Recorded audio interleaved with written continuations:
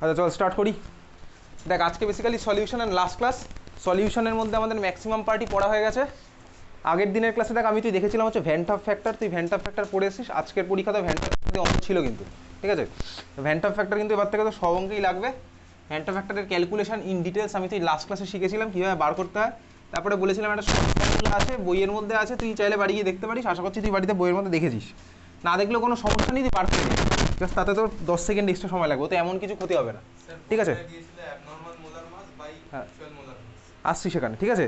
তাহলে খাতায় চল হেডিং দে। আজকে আমরা স্টার্ট করবো হচ্ছে খাতায় হেডিং দে অ্যাবনর্মাল মোলার মাস, ঠিক আছে। খাতায় হেডিং দে অ্যাবনর্মাল মোলার মাস, ঠিক আছে। আচ্ছা দেখ লাস্ট ক্লাসে আমি তুই যখন পড়েছি অ্যাসোসিয়েশন আর ডিসোসিয়েশনের কেস, চল আমি নিলাম হচ্ছে আজকে অ্যাসোসিয়েশনের কেসটা। অ্যাসোসিয়েশন আমি কি দেখেছিলাম, ধর আমার কাছে ছিল হচ্ছে বেনজোইক অ্যাসিড, ঠিক আছে। বেনজোইক অ্যাসিড বা অ্যাসিটিক অ্যাসিড যাই হোক, চল আমি নিচ্ছি হচ্ছে অ্যাসিটিক অ্যাসিড।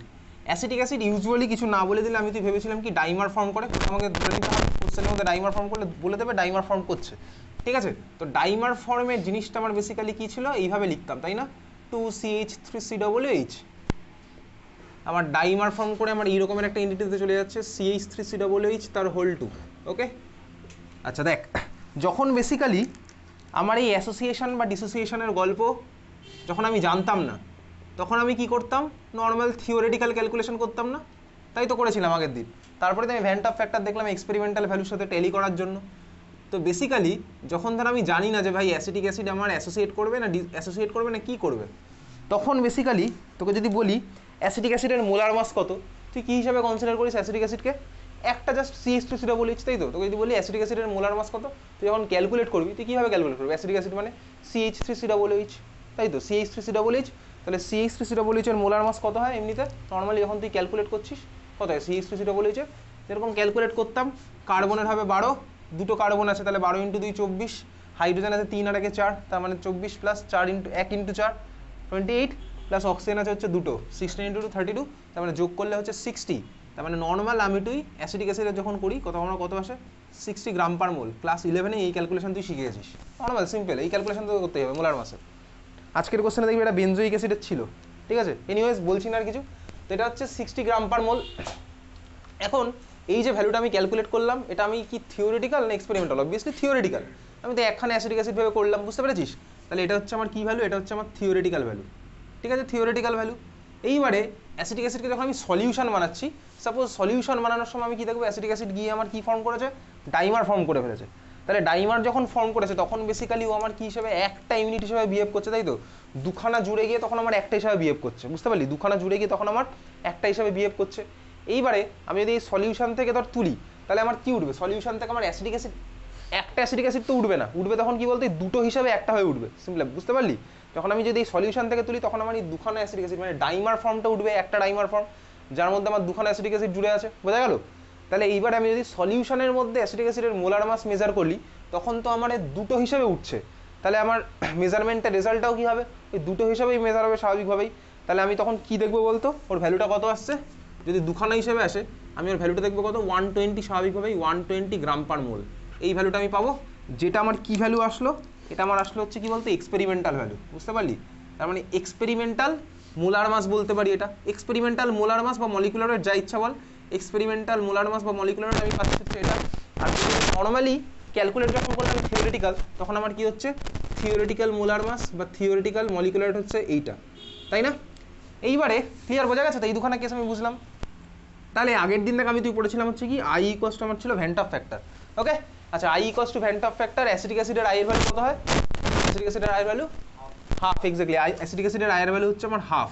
আগের দিন আমি তুই করেছি, তুই বাড়িতে পড়ে এসছিস, না পড়ে আসলে অলরেডি ফাঁকি দেওয়া স্টার্ট করলে ক্লাস 12-এ তোর কপালে দুঃখ আসতে চলেছে, নিজের কপালে নিজে দুঃখ আসতে চলেছে, কেউ তোকে কিচ্ছু করবে না।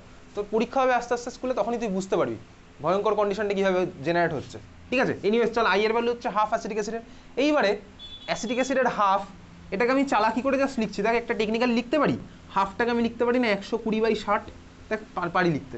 কেন লিখলাম, দেখ সরি 60/120, 60/120 লিখতে পারি, ওকে। আচ্ছা আগের দিন I = কী বলেছিলাম বলতো, van't Hoff factor = mole after by mole before, এটাই ছিল হচ্ছে আমার I এর value, mole after by mole before. দেখ আমি এখানে চালাকি করে, তার মানে এই পার্টটা I = half mole after by mole before, এটা আমার আগের তোর ক্লাসে দেখা আছে। এইবারে হাফটাকে আমি আজকের ক্লাসে চালাকি করে কি লিখছি বলতো, 60/120 লিখতেই পারি। আচ্ছা 60/120 মানে কি বেসিক্যালি 60টা আমার কি হচ্ছে বলতো, এই দেখ থিওরিটিক্যাল মোলার মাস, 60টা আমার কি থিওরিটিক্যাল মোলার মাস, আর 120টা আমার কি ভাই এক্সপেরিমেন্টাল মোলার মাস, বুঝতে পারছিস? 120টা হচ্ছে আমার এক্সপেরিমেন্টাল মোলার মাস। তার মানে আমি এটাকে কি বলতে পারি বলতো, দেখ আই ইকুয়ালস টু আমি চাইলে এইভাবে ঘুরিয়ে বলতে পারি theoretical molar mass divided by experimental molar mass, ঠিক আছে? Theoretical molar mass divided by experimental molar mass, বুঝতে পারলি? আমি আই ইকুয়ালস টু চাইলে ঘুরিয়েও বলতে পারি এরকম theoretical molar mass divided by experimental molar mass, ঠিক আছে? আচ্ছা এইবারে দেখ থিওরিটিক্যাল মোলার মাস এটাকে আমি তুই নর্মালি তো যখন ক্যালকুলেট করি আমি তো এইভাবেই করি, অ্যাসিটিক অ্যাসিড একখানে অ্যাসিটিক অ্যাসিড CH3COOH হিসেবে বিহেভ করছে, তাহলে এই থিওরিটিক্যাল মোলার মাস এটার আরেকটা নাম কি আছে, এটাকে বলে normal molar mass, simply normal molar mass, বোঝা গেল? তাহলে এটাকে আমি লিখতে পারি বলতে কি normal molar mass, theoretical molar মাসের জায়গায় আমি কি লিখছি নর্মাল মোলার মাস। আমি জিজ্ঞেস করবো বুঝলি তুই বলবি হ্যাঁ, না বোঝার কিচ্ছু নেই এখানে, ঠিক আছে? কারণ থিওরিটিক্যালটা আমি নর্মালি ক্যালকুলেট করছি একখানা ইউনিট হিসেবে। আর দেখ যে এক্সপেরিমেন্টাল মোলার মাসটা আমার তোর আসলো সেটা আমার কি, সেটা কি নর্মালি এক্সপেক্টেড ছিল না, নর্মালি এক্সপেক্টেড হয়নি, ও সলিউশনের মধ্যে কি ওরকম হিসেবে বিহেভ করেছে। তাহলে এটাকে কি বলে বলতো, এটাকেই বলে হচ্ছে বেসিক্যালি তোর বইতে বলেছে অ্যাবনর্মাল মোলার মাস, কিন্তু অ্যাবনর্মালের তো কোনো ব্যাপার নেই, সলিউশনের মধ্যে কি ওটা পাচ্ছে, ওটা অ্যাকচুয়ালি এক্সপেরিমেন্টালি বলা উচিত, তোর বইতে বলছে হচ্ছে অ্যাবনর্মাল মোলার মাস, বুঝতে পারলি? তার মানে আই ইকুয়ালস টু আমি এইটাও লিখতে পারি normal molar mass by abnormal molar mass, বোঝা গেল? ক্লিয়ার, বোঝা গেছে? তাহলে এটা হচ্ছে আমার আই এর আরেকটা form, van't Hoff factor equals to কি normal molar mass by abnormal molar mass, ঠিক আছে? Theoretical by expected with respect to molar mass, clear, বুঝলি? তাহলে এটা হচ্ছে কি আমি অ্যাসোসিয়েশনের জন্য পড়লাম, তাহলে আমি জাস্ট এখন অ্যাসোসিয়েশনের জন্য দেখলাম হচ্ছে ভাই van't Hoff factor with respect to molar mass, যেখানে আমি তুই দেখলাম অ্যাবনর্মাল মোলার মাস বলতে কি বোঝে, অ্যাকচুয়ালি অ্যাবনর্মাল মানে কি, অ্যাবনর্মাল না এটাকে এ অ্যাবনর্মাল কেন হবে ভাই, সলিউশনের মধ্যে কেউ বিহেভ করছে ডাইমার হিসেবে, তো ওর জন্য পাচ্ছে ওটাকে এক্সপেরিমেন্টাল বলা হচ্ছে না, তো অ্যাবনর্মাল বলছে ভাই, তুই বল আর কি করবি, অ্যাবনর্মাল মোলার মাস। তাহলে এই ভার্সনটাও কিন্তু কোশ্চেন আসতে পারে, তোর কি বলবে পরীক্ষাতে, বলে দেবে ধর কারোর একটা নর্মাল মোলার মাস এত, ভ্যান্ট অফ ফ্যাক্টর এত, তাহলে অ্যাবনর্মাল মোলার মাস কত হবে, এই ধরনের কোশ্চেন এমসিকিউ এর মধ্যে, ক্লিয়ার, বোঝা গেছে? তাহলে এটা ছিল হচ্ছে আমার অ্যাসোসিয়েশনের কেস। অ্যাসোসিয়েশনের কেস থেকে আমি তো এই ব্যাপারটা বুঝতে পারলাম যে কি হচ্ছে। ডিসোসিয়েশনে ব্যাপারটা ফিলিংসটা একটু কম আসবে ডিসোসিয়েশনে, অ্যাসোসিয়েশনে কেন ফিলিংসটা বেশি, তার কারণ দেখ তুই যদি এই সলিউশনের মধ্যে খাবলা মারিস তোর ডাইমার উঠবে, ডাইমার এবার একটাই উঠবে স্বাভাবিকভাবে, মানে একটা উঠবে মানে কি একটা ইউনিট হিসেবে তো ডাইমার উঠছে, সোজা কথা, বুঝতে পারলি তো? ক্লিয়ার? এবার তোর 5টা ডাইমার উঠতে পারে, 50টা ডাইমার উঠতে পারে, তারপর সেটাকে তুই নর্মালাইজ করে নিবি, ওটা নিয়ে চাপের কিছু নেই, ক্লিয়ার, বোঝা গেছে? অ্যাসোসিয়েশনের case vent Hoff factor abnormal molar, বুঝলি? এইবার আমি তুই যাবো হচ্ছে কি ডিসোসিয়েশনে। তাহলে এতক্ষণ পড়েছিলাম হচ্ছে অ্যাসোসিয়েশনে, এবার আমি যাচ্ছি ডিসোসিয়েশন। ডিসোসিয়েশনের কেসে দেখবো অ্যাবনর্মাল মোলার মাসের কেসটা কি, ঠিক আছে? আগেরটা মুছে দিচ্ছি, একইভাবেই দেখি। আচ্ছা দেখ চল, অ্যাসোসিয়েশন তো দেখলাম, ডিসোসিয়েশন বলতেই আমার তোর ফার্স্ট কার কথা মাথায় আসে বলতো, আগের দিন পড়েছিলাম NaCl, ঠিক আছে? NaCl, তাহলে আমি বেসিক্যালি NaCl কে নিচ্ছি, তোকে এসব এক্সপ্লেন করতে দেবে না, তুই শুধু ব্যাপারটা বোঝ, NaCl ভেঙে আমার কি বানায় Na+ আর Cl-, ঠিক আছে? আচ্ছা এখন ধর আমার এই যে আগে যদি আমি তোকে বলি NaCl এর মোলার মাস কত, তুই কি করবি, NaCl কে একখানা ইউনিট হিসেবেই কনসিডার করবি স্বাভাবিকভাবে, মানে তুই এই ইউনিটটার মোলার মাসটা বার করবি, বলে NaCl এর মোলার মাস কত হয় 58.5, কীভাবে হলো, সোডিয়ামের 23 আর ক্লোরিনে হচ্ছে 35.5, তাহলে আমার হচ্ছে কত 58.5 গ্রাম পার মোল, বোঝা গেছে? তো সিম্পল, এটা ক্লিয়ার। এইবারে NaCl যখন সলিউশনে চলে গেছে এনে ভেঙে গেছে, সোজা কথা Na+ আর Cl- ভেঙে গেছে। এইবারে আসছে হচ্ছে ধর আমি এটার যদি মোলার মাস মেজার করি, তাহলে সিম্পলি এবার কিসের গল্প আসবে, দেখ এবার যদি তুই সলিউশনের মধ্যে খাবলা মারিস তোর কি উঠবে বলতো, অনেক কিছু চান্স আছে, শুধুই Na+ উঠতে পারে, শুধুই Cl- উঠতে পারে, বা Na+ উঠতে পারে Cl- উঠতে পারে, বা এটাও উঠতে পারে Na+ Cl- উঠলো, Na+ কিছু এক্সট্রা উঠলো, মানে কি সোজা কথা প্রবাবিলিটির গল্প চলে এসছে। এবার এর মধ্যে তোকে যদি Na+ আর Cl- এই যে সলিউশনটা আমি পাচ্ছি যার মধ্যে Na+ আলাদা এন্টিটি বেশি আছে, Cl- আলাদা এন্টিটি হিসেবে আছে, এখানে তোর NaCl এর মোলার মাস মেজার করার জন্য তোকে কত পার্সেন্ট তুলতে হবে, সিম্পলি ভাব, তোকে যদি বলি ধর একটা সলিউশনের মধ্যে Na+ও আছে Cl- আছে, Na+ যতগুলো আছে Cl- ততগুলোই আছে, অবভিয়াসলি তাই তো ভাই, NaCl ভেঙে তো দুজনকে ছাড়া কিছু বানাবে না। তাহলে দেখ এইবারে তোর যদি বলি ভাই Na+ আর Cl- দুজনের 1:1 রেশিওতে ওঠার প্রবাবিলিটি কত, এটা 50% উঠবে, এটা 50% উঠবে, তাহলেই দেখো আমার 1:1 মেনটেন হবে, সোজা কথা। আর যদি আমি 1:1 মেনটেন না করতে পারি এক্সপেরিমেন্টের সময়, তাহলে আমার কি অসুবিধাটা হবে? ধর আমার Na প্লাস উঠেছে ধর 51%, Cl মাইনাস ধর উঠেছে 49% সলিউশন থেকে। তার মানে আমার আলটিমেটলি আমি কি মেজার করছি বলতো? 49টা Cl মাইনাস, 49 খানা Na প্লাস, আরও 2খানা Na প্লাস এক্সট্রা। তার মানে আমি কি তখন আর NaCl এর মলিকুলার ওয়েট মেজার করছি না, আমার NaCl এর সাথে আরও 2খানা Na প্লাস এক্সট্রা মেজার হয়ে যাচ্ছে। তার মানে আমাকে আলটিমেটলি যখন করবো মেজার, আমাকে কি করতে হবে? 50-50 রেশিওতেই করতে হবে, মানে 1:1 রেশিও, সোজা কথা। বুঝতে পারলি তো? তাহলে ওই জন্য আমি কি করছি এবার দেখ, তার মানে আমার প্রবাবিলিটির গল্প এখানে, তোর অত চাপ নেওয়ার কিছু না, এটা প্রবাবিলিটির গল্প। তাহলে এটা হবে 50% এটা উঠবে, আর Cl মাইনাস উঠবে হচ্ছে 50%, মানে 1:1। এইবারে বলতো একটা Na প্লাস, একখানা Na প্লাসের অ্যাটমিক মাস কত? 23 এক্স্যাক্টলি। সোডিয়ামের যা হবে Na প্লাসেরও তাই হবে। তার কারণ কি? একখানা ইলেকট্রন বেরিয়ে গেলে ওর অ্যাটমিক মাসের কোনো চেঞ্জ হয় না। ওকে, তাহলে আমার Na প্লাসের হচ্ছে 23, তাহলে দেখ 23 × 50% হবে, যা উঠছে তাই।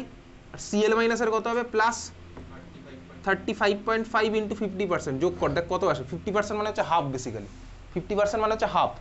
ঠিক আছে, তাহলে কত আসছে বলতো যোগ করলে দুখানাকে? কত আসবে? 29.25 এক্স্যাক্টলি। বুঝতে পারলি ভাই? 23 × 50% প্লাস 35.5 × 50% আমার আসবে কত ভাই? 29.25। ঠিক আছে, বুঝতে পেরেছিস? তাহলে আমার আসবে 29.25। ক্লিয়ার, বোঝা গেল? অবভিয়াসলি এটাই আমি পাবো।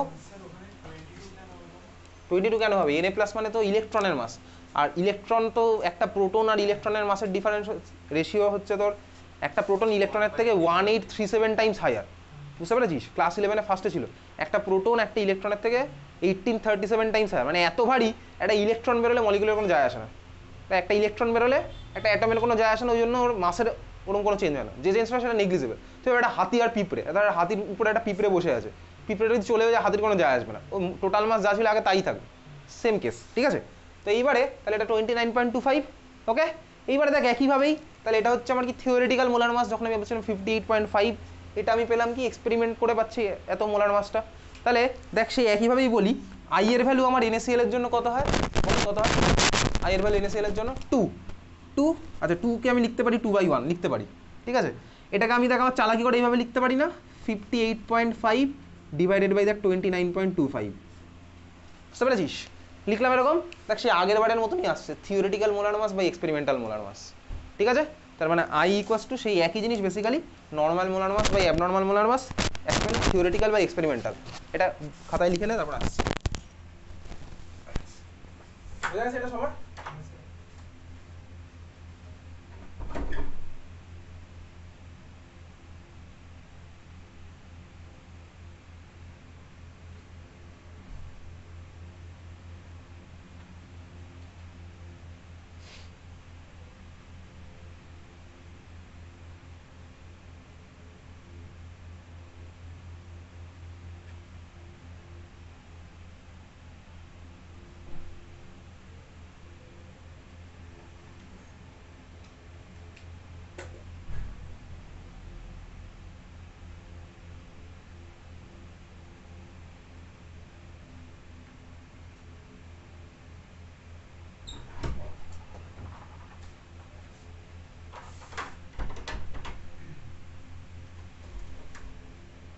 চল এক মিনিট দেখে নে।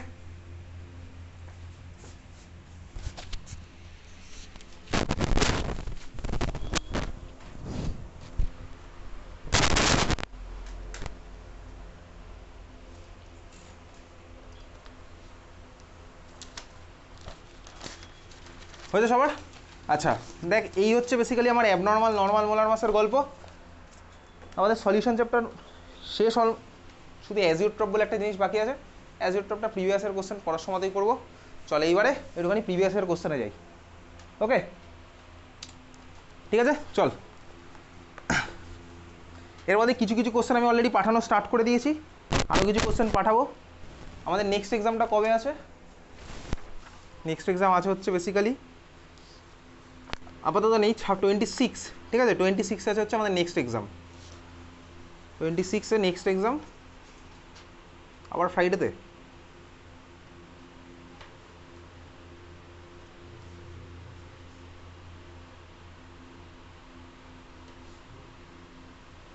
আচ্ছা দেখছি ওটা 26-এর আগেই হতে নেবো।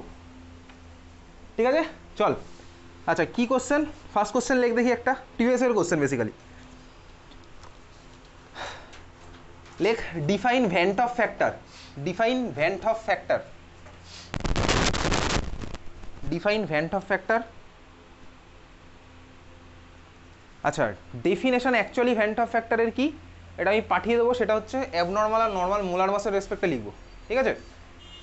ওকে, এটা আমি অ্যান্সার পাঠিয়ে দেবো, তুই পরে লিখবি বাড়ি গিয়ে, clear?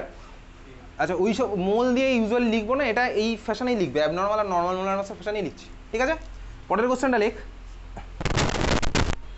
What is the use of vent Hoff factor, what is the use of vent Hoff factor? হ্যাঁ লেখ না, what is the use of vent Hoff factor?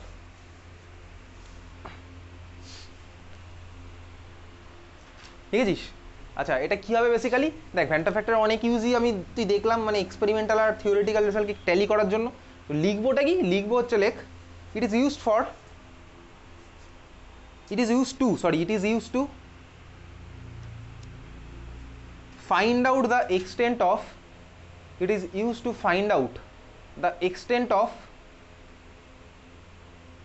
association or dissociation, association or dissociation of solute, of solute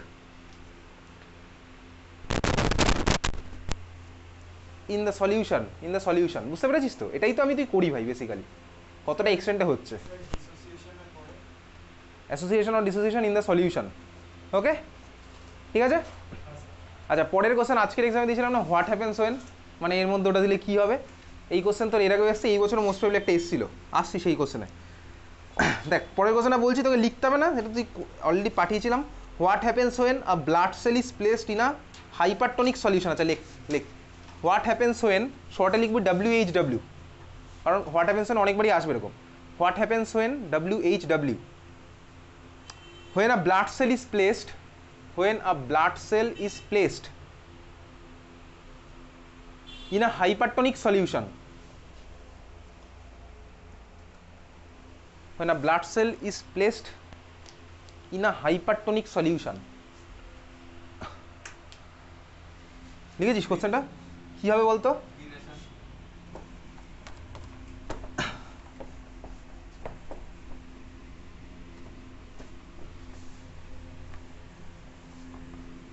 আচ্ছা, hypertonic solution, দেখ তোকে এখানে আর concentration বলেনি, তোকে hypertonic সলিউশনের রেসপেক্টে বলেছে। তার মানে আমি বুঝতে পারছি বেসিক্যালি এই কেসটা হচ্ছে, একটা ধর তোর কাছে আরবিসি আছে, আরবিসি ব্লাড সেল বা যা ইচ্ছে তুই ভাব, এটা হচ্ছে ব্লাড সেল আছে, ব্লাড সেলের কনসেন্ট্রেশন ধরে নে তুই ধর C1 ধরে নিলাম। আচ্ছা, কনসেন্ট্রেশন ধরলাম কেন, কনসেন্ট্রেশন ধরছি না ফার্স্টে যা ডেটা দিয়েছে আমি তার রেসপেক্টে বলি। হাইপারটনিক সলিউশন আমি বাইরেরটা যেটা আছে সেটা হচ্ছে আমার এর রেসপেক্টে হাইপারটনিক, কিন্তু ব্লাড সেলের রেসপেক্টে হাইপারটনিক। তার মানে কি, হাইপারটনিক মানে কি ছিল ভাই, বাইরের সলিউশনটার অসমোটিক প্রেশার ব্লাড সেলের থেকে বেশি, এটাই তো আমার হাইপারটনিক ছিল, তাই না? হাইপারটনিক, হাইপোটনিক, আইসোটনিক পড়ছে মনে? আইসোটনিক হলে কি হতো, দুজনের অসমোটিক প্রেশার সেম হতো। হাইপারটনিক সলিউশন বাইরেরটা কার রেসপেক্টে, ভিতরেরটার রেসপেক্টে। তার মানে বাইরেরটার অসমোটিক প্রেশার আমার যদি π2 হয়, চলো এটাকে ধরলাম 2, এটাকে ধরলাম 1, গ্রেটার দ্যান π1, এই হচ্ছে আমাকে দিয়েছে কোশ্চেনের মধ্যে। কনসেন্ট্রেশন বলে দেয়নি, অসমোটিক প্রেশার বলেছে, আর কিছু কিন্তু বলেনি। এইবারে যখন আমি এই জিনিসটা করলাম, অবভিয়াসলি আমার সেম টেম্পারেচারই চলছে, আর দেখবি আমি তুই দেখেছিলাম সেম টেম্পারেচার, আর তো আমার আর্থ কনস্ট্যান্ট। তার মানে π2 গ্রেটার দ্যান π1, আমার কাছে ফর্মুলা কি আছে, π = I × MRT। তো আই আর এখানে কি ভাই, একার মধ্যে আর ভ্যান্ট অফ ফ্যাক্টর কী হবে, ও তো একাই আছে দুটো জায়গাতেই, ঠিক আছে? তার মানে আমার বেসিক্যালি কী হলো, বেসিক্যালি এটা যাচ্ছে কি বলতো, I same, R same, T same, তার মানে C2 গ্রেটার দ্যান C1, এই হচ্ছে আমার এখান থেকে কনক্লুশন আমি আসলাম, একইভাবেই আসলাম যেভাবে করছিলাম এতদিন। তাহলে বাইরেরটার কনসেন্ট্রেশন হচ্ছে আমার বেশি, ভিতরেরটার হচ্ছে কম। তাহলে এবার আমার কী হবে, এই মেমব্রেনটা তো বেসিক্যালি সেমি পারমেন্ট মেমব্রেন, তার মানে কী হবে, ভিতর থেকে সলভেন্ট বেরিয়ে আসবে, তার মানে সেলটা আমার কী করবে বলতো, শ্রিঙ্ক, তাই তো? এটা হচ্ছে শ্রিঙ্ক, মানে চুপসে যাবে বেসিক্যালি। বোঝা গেল? ক্লিয়ার? এই কোশ্চেন কিন্তু এই বছরও মোস্ট প্রবলি একটা এসেছিল, বুঝতে পারলি? চল পরেরটা লেখ, 2021 টার্ম 1-এর কোশ্চেন, 2021 টার্ম 1-এর কোশ্চেন, পরের কোশ্চেনটা তুই এটাও লিখতে পারিস বা এটাও লিখতে পারিস যে দ্য সেল উইল শ্রিঙ্ক, ঠিক আছে? পরের কোশ্চেনটা 2021 টার্ম 1, তখন কোভিডের সময় সেমিস্টার সিস্টেমে এক্সাম হতো। আচ্ছা, কোশ্চেনটা লিখে তুই বলবি অ্যান্সার। ফার্স্ট কোশ্চেনটা বলছে কি, osmotic pressure of a solution increases, osmotic pressure of a solution increases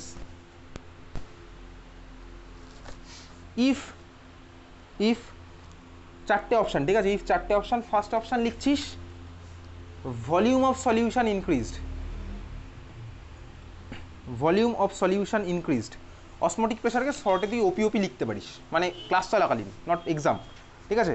if volume of solution is increased, first option ছিল এটা। সেকেন্ড অপশান লেখ number of solute molecules increased. Second option লিখছিস কি, number of solute molecules increased, লিখেছিস। Third option লেখ temperature is decreased, temperature is decreased. Fourth option লেখ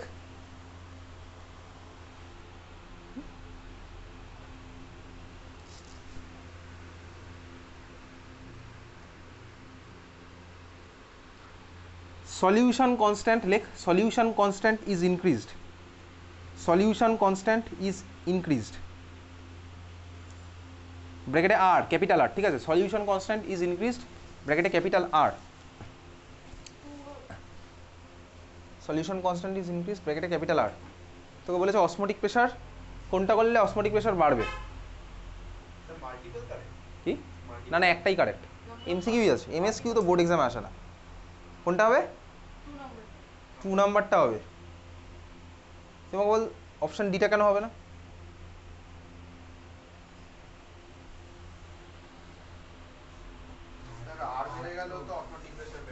হ্যাঁ বেরোতে যাবে স্বাভাবিকভাবেই।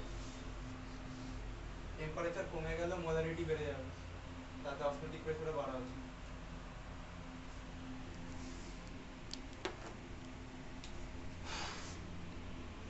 তোকে বলেছে ভাই কোনটা দিয়ে তুই অসমোটিক প্রেশার বাড়াতে পারবি, তোর কাছে ফর্মুলা আছে pi equals to i into MRT. Anyways থাক ফর্মুলা, আমি এক একটা অপশানে ধরে ধরে দেখি কী কী অপশান বলছে। ফার্স্ট অপশানটা কি বলছে, ভলিউম অফ সলিউশন ইনক্রিজ, তাই তো। আচ্ছা যদি ভলিউম অফ সলিউশন বাড়াই তাহলে কী এফেক্ট পড়বে বলতে, এই চারটের মধ্যে কোথায় এফেক্টটা পড়বে, ভলিউম অফ সলিউশন বাড়ালে কোথায় এফেক্ট পড়বে, এক্স্যাক্টলি মোলারিটি, মানে কি মোল বাই ভলিউম অফ সলিউশন। তো ভলিউম যদি বাড়ে তাহলে মোলারিটি টার্মটা কমবে, অসমোটিক প্রেশার কমবে। ফার্স্ট অপশান আমার রং। সেকেন্ড অপশান কি বলেছে, সেকেন্ড অপশানটা number of solute particle increased. আচ্ছা সলিউট পার্টিকেল যদি ইনক্রিজ হয় তাহলে আমার স্বাভাবিকভাবে ভ্যান্ট অফ ফ্যাক্টরও বাড়বে, ভ্যান্ট অফ ফ্যাক্টর বাড়বে, পাইও বাড়বে, দেখতে পাচ্ছি। আরও একটা জিনিসও হবে, যেমন দেখ তোর ভ্যান্ট অফ ফ্যাক্টরও বাড়বে, সিমিলারলি তোর মোলারিটি মানে কি mole of solute by volume of solution, তাই তো, মানে মোল অফ সলিউটও বাড়বে একইভাবেই, বুঝলি, ঠিক আছে। তাহলে আমার মোলারিটিও বাড়বে, আইও বাড়বে, তারপরে দুটো ফ্যাক্টরের জন্য আমার পাইও বাড়বে, সোজা কথা স্বাভাবিকভাবেই বোঝা গেল। থার্ড অপশান কি বলেছে, টেম্পারেচার ইজ ডিক্রিজড। আচ্ছা এবারে দেখ এখানে তো টেম্পারেচার টার্ম ডাইরেক্ট আছে, তো টেম্পারেচার যদি কমাই তাহলে পাই কমবে, ঠিক আছে। টেম্পারেচার টার্ম ডাইরেক্ট আছে, টেম্পারেচার কমালে পাই কমবে। টেম্পারেচারটা আমার কনস্ট্যান্ট তো কখনোই নয়, টেম্পারেচার তো আমি ইকুয়েশনে আমি টেম্পারেচার তো ভ্যালি করতেই পারি স্বাভাবিকভাবেই। লাস্ট অপশানে যেটা বলেছে সলিউশন কনস্ট্যান্ট আর ইজ কি বলেছে ইনক্রিজড। এইবারে এইখানে হচ্ছে দেখ কথাটা আছে কি সলিউশন কনস্ট্যান্ট, ভাই আর ইজ বেসিক্যালি কনস্ট্যান্ট, আর এর ভ্যালু কনস্ট্যান্ট, ঠিক আছে। তো আর এর ভ্যালু তুই চেঞ্জ করতে পারবি না, আর এর ভ্যালু তো 0.082 আছে, আর এর ভ্যালু তুই চেঞ্জ করতে পারবি না। তো আর এর ভ্যালু যদি চেঞ্জ না করতে পারি তার মানে 4 নম্বর অপশনটা ভ্যালিড না এখানে, বুঝতে পারলি। তো দেখে মনে হবে দেখ আর এর ভ্যালু বাড়ালে অবভিয়াসলি করতে পারবো, হ্যাঁ পারবো স্বাভাবিকভাবে, কোনো অসুবিধা নেই। কিন্তু এখানে যেহেতু এটা এমসিকিউ কোশ্চেন, আর সেকেন্ড অফ অল হচ্ছে ভাই আর তো একটা কনস্ট্যান্ট, এটা একটা ফিক্সড ভ্যালু আছে, ফিক্সড ভ্যালু যেহেতু আছে তো আরকে আমি চেঞ্জ করতে পারছি না। আরকে যদি চেঞ্জও না করতে পারি তাহলে আর এর উপর অসমোটিক প্রেশার ডিপেন্ড করছে না, আর তো কনস্ট্যান্ট, সেটা লাস্টে এসছে, বুঝলি। তাহলে আমার এখানে অপশান 4 কিন্তু হলো না, ইনভ্যালিড হয়ে গেল এই দিক থেকে দেখতে গেলে। সেই সূত্রে আমার অ্যান্সার কী হলো, অপশান নাম্বার 2। অনেকজন কিন্তু অপশান 4 দাগিয়ে এসছে স্বাভাবিকভাবেই, ক্লিয়ার। কোনটা তখন লাস্টটা করবো, থাকবে না কেন, এটা হচ্ছে ফার্স্ট অফ অল কোশ্চেন, যারা কোশ্চেন সেট করছে তারা ভেবে চিন্তেই করছে না, বুঝতে পারলি তো, ঠিক আছে। আচ্ছা বোঝা গেছে এটা। পরেরটা হেডিংটাতে অ্যাজিওট্রোপ, হেডিং দেখ হাতে অ্যাজিওট্রোপ, AZEOTROPE, AZEOTROPE, অ্যাজিওট্রোপ। দেখ অ্যাজিওট্রোপ একটা বিশাল বড় পার্ট কেমিস্ট্রি, ঠিক আছে, ইনফ্যাক্ট সলিউশন চ্যাপ্টার একটা বিশাল বড় পার্ট, তো তার মধ্যে অ্যাজিওট্রোপ একটা আলাদা চ্যাপ্টার বেসিক্যালি অ্যাজিওট্রোপ। তো অ্যাজিওট্রোপ নিয়ে আমাদের খুব বেশি জিনিসপত্র নেই, জাস্ট 2-3টে ইনফরমেশন আছে, আর কিচ্ছু লাগবে না। অ্যাজিওট্রোপ নিয়ে ডিটেলসে আমি তখন রিসার্চ করলে অনেক কঠিন ব্যাপার অ্যাজিওট্রোপ জিনিসটা। আচ্ছা অ্যাজিওট্রোপ মানে কি বেসিক্যালি? তো অ্যাজিওট্রোপের স্পেলিং যেন ভুল না লিখিস। অ্যাজিওট্রোপ দেখ, ধর এই যে আমি তুই ভাই সলিউশন বানাচ্ছি, সলিউশনের মধ্যে আমি তুই কাকে দিচ্ছি, একটা সলিউট দিচ্ছি, একটা সলভেন্ট দিচ্ছি, এই তো আমি সলিউশন বানাচ্ছি। এখন তুই ভাব, ধর তোর কাছে একটা সলিউশন আছে যার মধ্যে আমার এ আছে, বি আছে, দুজনে মিলেমিশে আছে, দুজনেই ধর হচ্ছে আমার ভোলাটাইল, দুজনেই হচ্ছে আমার ভোলাটাইল। ওকে, মানে কি, ধর তুই ইথানল আর ওয়াটারকে ধর তুই মিশিয়েছিস, ইথানল আর ওয়াটার, ইথানলও ভোলাটাইল, ওয়াটারও ভোলাটাইল। বা তুই ধর ইথানল আর অ্যাসিটনকে মিশিয়েছিস, ইথানলও ভোলাটাইল, অ্যাসিটনও হচ্ছে আমার ভোলাটাইল, দুজনেই ভোলাটাইল, ঠিক আছে। এবারে তুই বল, ধর আমি ইথানল আর ওয়াটারকেই ধর মেশালাম, ইথানল আর আমার ওয়াটার আছে, এই দুজনকে আমি মিশিয়েছি, বলতো ইথানলের বয়েলিং পয়েন্ট বেশি হয় না ওয়াটারের বয়েলিং পয়েন্ট বেশি হয়? ওয়াটারের বয়েলিং পয়েন্ট বেশি, ইথানলের কম, ঠিক আছে। আচ্ছা এইবারে ধর এই যে আমি সলিউশনটা বানিয়েছি, আমি ধর র্যান্ডম প্রপোর্শনে মিশিয়ে দিয়েছি দুটোকে, ধর ইথানল কিছুটা আছে, ওয়াটার কিছুটা আছে, আমি জানি না কত পার্সেন্ট, জানি না, আমি ধর 70-30 এরকম কিছুটা মিশিয়েছি। তার মানে বুঝতে পারছিস তো এরকম মেশানোর একটা রেশিও পসিবল, অবভিয়াসলি 1 থেকে 100-র মধ্যে মেশানোর কতগুলো রেশিও পসিবল বলতো? ইনফাইনাইট, এটা তো কোনো ফিক্সড হতেই পারে। আমি ধর 0.05 ml ওয়াটার নিলাম আর 99.95 ml ধর H2O নিলাম, সরি ইথানল নিলাম, এরকম মানে আমার ইনফাইনাইট পসিবিলিটি আছে মেশানোর জন্য, বুঝলি? তাহলে এটা বোঝা গেছে যে ইনফাইনাইট পসিবিলিটি যে পসিবল, ঠিক আছে। আচ্ছা এখন ধর আমি তোকে যদি নর্মালি বলি, ইথানল আর ওয়াটারে আমি একটা মিক্সার বানিয়েছি, এখন ধর আমি এটাকে হিট করা স্টার্ট করেছি। যদি আমি হিট করা স্টার্ট করি, তোর কী মনে হয় বলতো? নর্মালি তো এটাই হবে, এবার ইথানল আর ওয়াটার এটা তো রিয়াকশন করবে না কেউ কারোর সাথে, করবে কি? ইথানল ওয়াটার রিয়াকশন তো করবে না স্বাভাবিকভাবে, রিয়াকশন করলে তো সলিউশন থাকবে, ওটা তো প্রোডাক্ট হয়ে যেত, এটা সলিউশন তো নয় তখন, বুঝলি? দেখ ইথানলের যেহেতু বয়েলিং পয়েন্ট কম, তাহলে স্বাভাবিকভাবে ইথানলের তো আগে ওঠার কথা, স্বাভাবিক তাই তো হবে, তাই হবে, ইথানলের আগে উঠবে। আর ধর ওয়াটারের বয়েলিং পয়েন্ট বেশি, তাহলে কী হলো বলতো? ইথানল ধর আমার বয়েলিং পয়েন্ট কত হবে? ধর ওই 50-60 হয়তো হবে, ঠিক আছে। তো নর্মাল রুম টেম্পারেচারে ইথানল, হ্যাঁ ওই তো, ঠিক আছে, তার মানে নর্মাল ইথানল রুম টেম্পারেচারেই তুই কিছুক্ষণ রেখে দিলে খুলে পালিয়ে যাবে, নর্মাল রুম টেম্পারেচারেই। এইবারে ধর তোর ইথানল আর ওয়াটার তুই হিট করা স্টার্ট করেছিস, তাহলে ইথানলগুলো আগে পালাবে স্বাভাবিকভাবে, ইথানল পালিয়ে যাওয়ার পরে কী হবে? ওয়াটার পালানো স্টার্ট করবে। তার মানে কী হলো বলতো কেসটা বেসিক্যালি এটাই হলো, এই যে সলিউশনটা আমার ফর্ম হয়েছিল, ওই সলিউশনটা কোনো একটা দেখ পার্টিকুলার টেম্পারেচারে বয়েল হচ্ছে না, মানে পার্টিকুলার টেম্পারেচারে ইভাপোরেট করছে না, কেউ আগে কেউ পরে হচ্ছে, তাই তো? ওই সলিউশনটা আমার একটা পার্টিকুলার টেম্পারেচারে হচ্ছে না, কেউ আগে কেউ একটা পরে হচ্ছে, যার বয়েলিং পয়েন্ট আগে কম আমার পালাবে, যার পরে সে স্বাভাবিকভাবেই পরে পালাবে, এটাই তো হওয়ার কথা। এইবারে ওই যে তোকে বললাম ইনফাইনাইট পসিবিলিটি আছে, ওর মধ্যে একখানা রেশিও থাকে, একটা রেশিও এমন থাকে যে রেশিওতে তুই যদি ওদের মধ্যে মিক্স করিস তখন আর ওরা আলাদা আলাদা বয়েলিং পয়েন্টে বয়েল হবে না, ওরা একটা ফিক্সড বয়েলিং পয়েন্টেই বয়েল হবে। এই ওই পার্টিকুলার যে কম্পোজিশন বা রেশিও ওটাকেই বলে হচ্ছে অ্যাজিওট্রপিক মিক্সার, বুঝতে পারলি তো? তার মানে ধর ইথানল হতে পারে 75% আর ওয়াটার ধর হতে পারে 25%, হতে পারে, আমি তোকে এক্সাক্ট ভ্যালু বলছি না, তুই ব্যাপারটা ফিল করছিস এখন। এইরকম দুখানাকে পার্সেন্টেজ একটা আছে, সার্টেন পার্সেন্টেজে মিক্স করলেই তখন ওরা আমার কী হবে বলতো? তখন সলিউশনটা আলাদা আলাদা টেম্পারেচারে বয়েল হবে না, একটা পার্টিকুলার টেম্পারেচারেই বয়েল হবে, ঠিক আছে। এবার এটা কেন হলো সেগুলো আলাদা পার্ট, সেগুলো হায়ার লেভেলের পার্ট, ওগুলো আর আমি যাচ্ছি না। অ্যাজিওট্রপ, বুঝতে পেরেছিস? তার মানে এটাকে বলেছে অ্যাজিওট্রপিক মিক্সার। তাহলে তোকে আমি পাঠাবো, বাড়িতে গিয়ে লিখবি অ্যাজিওট্রপিক মিক্সারের ডেফিনেশন আর এক্সাম্পল মানে কি বলতো? ওই দুখানা মেশালাম আর দুটোর রেশিওটা কত সেটা আমার মাথায় রাখতে হবে, একটা দুটো এক্সাম্পল এরকম পড়ে রাখবো, বোঝা গেল? তাহলে অ্যাজিওট্রপ মানে বুঝলি তো, মানে যখন কোনো একটা সলিউশনের কম্পোজিশন ফিক্সড থাকে, এবার ফিক্সডটা কি? সেই ফিক্সড কম্পোজিশনে আমার সলিউশনটা একটা পার্টিকুলার টেম্পারেচারেই বয়েল হবে, আলাদা আলাদা তখন আর হবে না, ওই কম্পোজিশনটাকে বলে হচ্ছে অ্যাজিওট্রপিক মিক্সার, বুঝলি তো? অ্যাজিওট্রপিক মিক্সার বোঝা গেছে? ক্লিয়ার? আচ্ছা এইবারে অ্যাজিওট্রপিক মিক্সার আমার দুরকম হতে পারে, কি কি হতে পারে? তাহলে খাতায় লেখ, তুই অ্যাজিওট্রপিক মিক্সার বুঝলি, আমি কিন্তু কিছু লেখাচ্ছি না অ্যাজিওট্রপিক মিক্সার, ওকে? অ্যাজিওট্রপিক মিক্সার দুটো টাইপের হতে পারে, কি কি টাইপের? আচ্ছা আগে শোন, বেসিক্যালি একটাকে বলে হচ্ছে ম্যাক্সিমাম বয়েলিং অ্যাজিওট্রপ, আর এটাকে বলে হচ্ছে মিনিমাম বয়েলিং অ্যাজিওট্রপ।